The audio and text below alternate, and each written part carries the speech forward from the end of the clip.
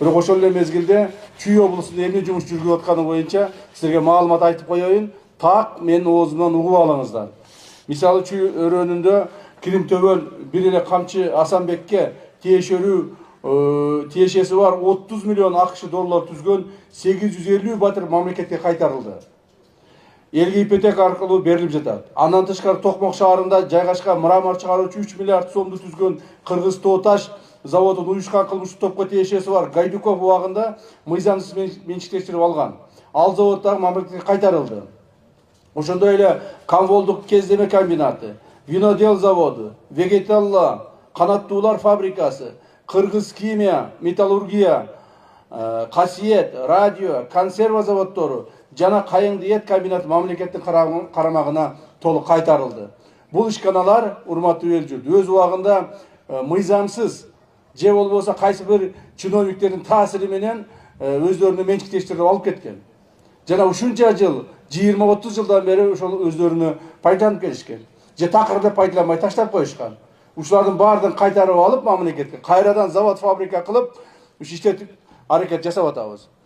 Азыркы учурда Чүй облусу боюнча 100дөн ашык объект кайтарылган. Анын ичинен 23 социалдык объектилер капиталдык оңдоодон өтүп кайрадан ишке тапшырылган. Чүй облусунун өзүндө эле 100дөн ашык объекти кайтардык. Булардын арасында көптөгөн спорт мекемелери бар, даже керек болсо ошол медицина тармагындагы мекемелер бар. Мисалы Токмок жана Кара-Балда шаарларында автобекеттер мамлекеттин балансына алынды. Эл үчүн кызмат кылып жатат. Аламүдүн районундагы 2 мектеп, 1 бала бакча капитал оңдоодон өттү. Ошол эле Кайыңды Токмок шаарындагы Сокулук, Аламүдүн, Жайыл, Ысык Ата районундагы бала бакчалары, мектептер, Токмок, Ысык Ата жана Жайыл районундагы саламаттык сактоо объектилери, Чүй облусу боюнча бир катар спорттук объектилер жана маданият ишканалары кайтарылып, элдин пайдасына ишке берилди. Бул акыркы 4-5 жылда жасалган жумуштар. Ал эми Чүй өрөөнүнөн билесиздер, Чүй өрөөнү биздин мамлекетибиздеги эң кең Сарыөзөн чүйүбүз бар. Ушул жерде жерибиз көп, Кудайга шүгүр кыргызыбыздын. Бирок ошо көп жерлердин баардыгын талап, тоноп, өзүнө ылайыктуу кылып бөлүп алышкан. Кээ бир баягы колунан мүмкүнчүлүгү жеткендер. Чүй өрөөнүнөн 2025 эле жылы 12 000 гектардан ашык жер тилкелери аныкталып, мамлекетке кайтарылды.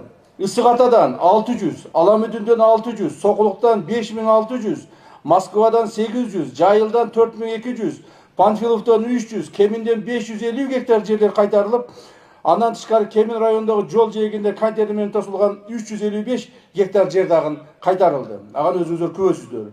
Андан сырткары Аю холдингинин ээси Абдыкеримовду Аламүдүн районунда жайгашкан 300 гектар жери жана 100 миллиард сомдук түзгөн мүлктөрү мамлекетке кайтарылган.